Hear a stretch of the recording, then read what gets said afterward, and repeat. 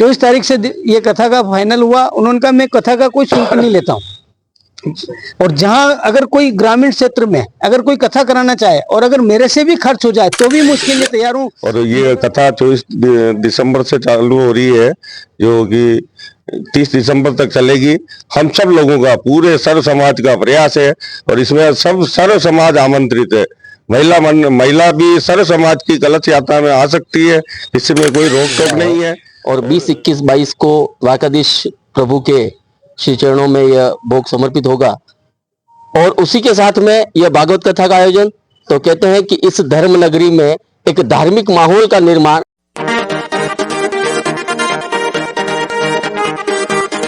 राजसमंद शहर में 24 दिसंबर से श्रीमद् भागवत कथा का शुभारंभ हो रहा है। मुख्य रूप से राजसमंद के टीवीएस चौराहे के पास एमएम रेजिडेंसी गार्डन में इस महोत्सव को लेकर अग्रवाल समाज द्वारा विशेष तैयारियां की जा रही हैं। इसमें मुख्य रूप से अग्रवाल समाज के साथ सनातन धर्म से जुड़े तमाम लोगों को इसमें आमंत्रित किया जा रहा है। इसके लेकर पूरी भव्य तैयारियां की जा रही हैं। इस कथा में मुख्य रूप से यहाँ जिला परिषद में पहले सीईओ रह चुके पंडित रामपाल जी शर्मा शास्त्री द्वारा इस कथा का वाचन किया जाएगा। आखिर पूरे इस कार्यक्रम को लेकर जानेंगे हम। हमारे साथ में आज विशेष प्रेस वार्ता का आयोजन भी एमएम रेजिडेंसी में रखा गया और इसी पूरे कार्यक्रम की रूपरेखा बताई, और साथ ही पूरे शहरवासी व ग्रामीण क्षेत्र के लोगों को भी इस कथा में शामिल होने का विशेष आह्वान किया गया है।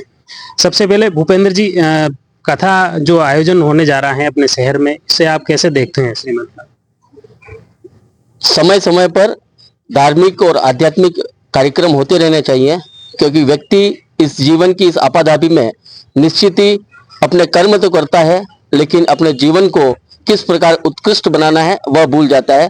तो समय समय पर संत एवं गुरुजन के पधारने से और उनके ज्ञान गंगा के प्रवाह से निश्चित ही हम हमारे जीवन को धन्य कर पाएंगे। तो इस प्रकार के आयोजन समय समय पर होते रहें और हम उनका आनंद लें और दूसरों को भी आनंद दे सकें।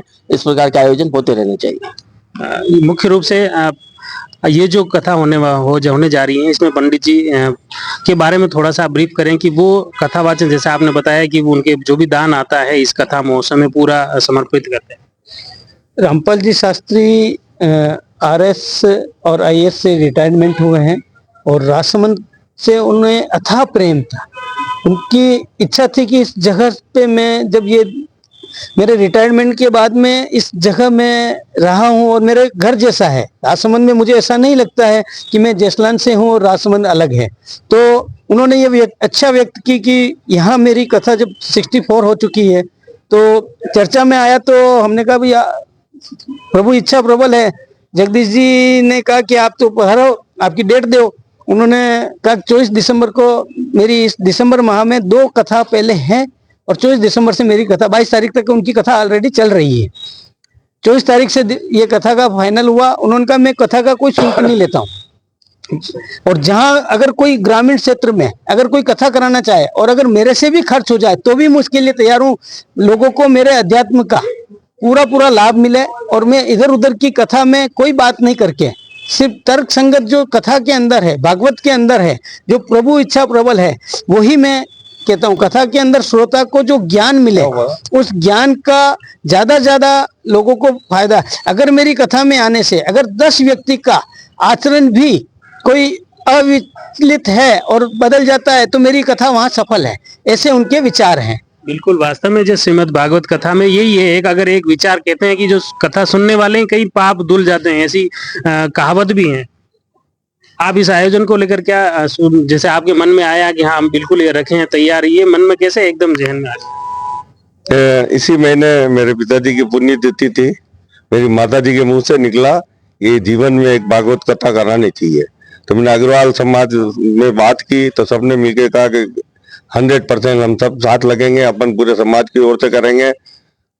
तो फिर मेरे पिताजी की पुण्य तिथि इसी महीने में है, और रामपाल जी यहाँ रहे हुए हैं शास्त्री जी, और उनकी भी इच्छा थी कि एक भागवत कथा मैं राजसमंद में करूं। 3 साल मैंने यहाँ आरएस सीईओ रहकर निकाले हैं। तो मैंने कहा सर बहुत बढ़िया बात है। तो उन्होंने मेरे को, मतलब प्रभु की कृपा से इसी माह में मेरे पिताजी की पुण्यतिथि थी, और उसी माह में उन्होंने मेरे को टाइम दे दिया। और ये कथा 24 दिसंबर से चालू हो रही है, जो कि 30 दिसंबर तक चलेगी। हम सब लोगों का, पूरे सर्व समाज का प्रयास है और इसमें सब सर्व समाज आमंत्रित है। महिला भी सर्व समाज की कलश यात्रा में आ सकती है, इसमें कोई रोक टोक नहीं है। और आयोजकों द्वारा सबके चुनरी और इसकी व्यवस्था की गई है ड्रेस कोड के हिसाब से, उनको अलग अलग नहीं लाना पड़े और यहीं से मिलेगी चुनर और वो कलश और सब। और इस तरह से शाम को भी प्रभु की इच्छा है तो शाम को भी रैली, भोजन प्रसादी जो बनेगी रोज, जो लेकर पधारे। और जितने ज्यादा से ज्यादा, इसमें सबसे ज्यादा मजा आता है कि पब्लिक का पंडाल छोटा पड़ना लगे, तभी कथा का ये होता है। और कथा के अंदर क्या होता है साहब कि आजकल क्या लोग बाग अवॉइड करते हैं, बट एक क्षण के लिए, एक मिनट के लिए एक बात भी किसी आदमी के दिमाग में अच्छी बात बैठ जाती है ना, तो उसका उद्धार होता है। प्लस वो 100 जनों को कहता है ऐसे नहीं ऐसा किया करो, ऐसे नहीं ऐसे किया करो। बिल्कुल बिल्कुल। ये मुख्य रूप से इसके शुभारंभ के दिन एक भव्य कलश यात्रा जो निकाली जाएगी, अग्रवाल समाज की महिला मंडल इसमें अहम भूमिका निभा रही है। अभी हम अग्रवाल समाज की महिला मंडल के अध्यक्ष हमारे साथ में हैं। ये जो इसमें किस तरह की भव्य शोभा यात्रा निकाली जाएगी, कलश यात्रा कहाँ से शुरू होगी, कहाँ तक आएगी, ये थोड़ा सा। 24 तारीख को यह कलश यात्रा श्री राजेश्वर मंदिर महादेव के महावीर नगर से सुबह 10:30 बजे निकाली जाएगी। इसके अंदर 108 कलश उठाए जाएंगे। 108 ही महिलाएं को चुनर दी जाएगी और वह धूमधाम से बैंड बाजे के साथ में गीत गाती हुई कलश को लेके आएंगी। और इसकी जो रूट रहेगा वो ये रहेगा कि महावीर मंदिर से ये वाटिका तक अपने कथा स्थान तक आएगी और कथा स्थान के ऊपर फिर कथा चालू का शुभारंभ किया जाएगा। ये प्रतिदिन कथा का आयोजन वाचन किस टाइम रहेगा? 1:15 बजे से 5:15 बजे तक, और 5:15 बजे के बाद भी कोई प्रसंग चल गया और पब्लिक जमी रही तो 6 भी बज सकती है, लेकिन एवरेज मतलब 1:15 बजे तो हर हालत में कथा चालू हो जाएगी। ये आयोजन संगीतमय कथा है और इसमें निश्चित तौर पर पूरा जो आयोजन है पूरा भव्य इसमें रहेगा। और इस बार खास तौर से राजसमंद में श्री द्वारकाधीश मंदिर में 56 भोग मनोरथी हैं और इसी के पैरेलल एक राजसमंद की धर्म नगरी में यह लगातार श्रीमद् भागवत कथा भी 24 तारीख से शुरू हुई। इस समागम को आप कैसे देखते हैं? बहुत ही अच्छा है कि 16 वर्ष बाद प्रभु द्वारकाधीश मंदिर में यह 56 भोग आयोजन हो रहा है और 20, 21, 22 को द्वारकाधीश प्रभु के श्री चरणों में यह भोग समर्पित होगा। और उसी के साथ में यह भागवत कथा का आयोजन, तो कहते हैं कि इस धर्म नगरी में एक धार्मिक माहौल का निर्माण, और जब अपने इस वातावरण में, इस आभा मंडल में जब इस प्रकार की चर्चाएं और इस प्रकार का गुंजन होता है तो निश्चित ही वहां का पूरा वातावरण पॉजिटिविटी के साथ में और सकारात्मक ऊर्जा के साथ में निर्माण होता है। और निश्चित ही राजसमंद शुरू से ही इस प्रकार की धर्म नगरी रही है और यहाँ पर जो भी रहते हैं, जो भी बाहर से आते हैं, वे भी हमेशा इस राजसमंद को कभी भूल नहीं पाते हैं। और उसी प्रकार से राजसमंद और भी निरंतर आगे की ओर बढ़ता रहेगा।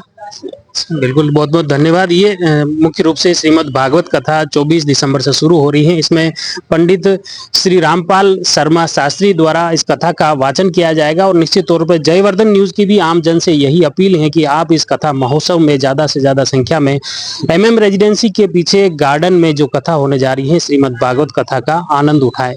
जुड़े रहिए जयवर्धन न्यूज के साथ। धन्यवाद।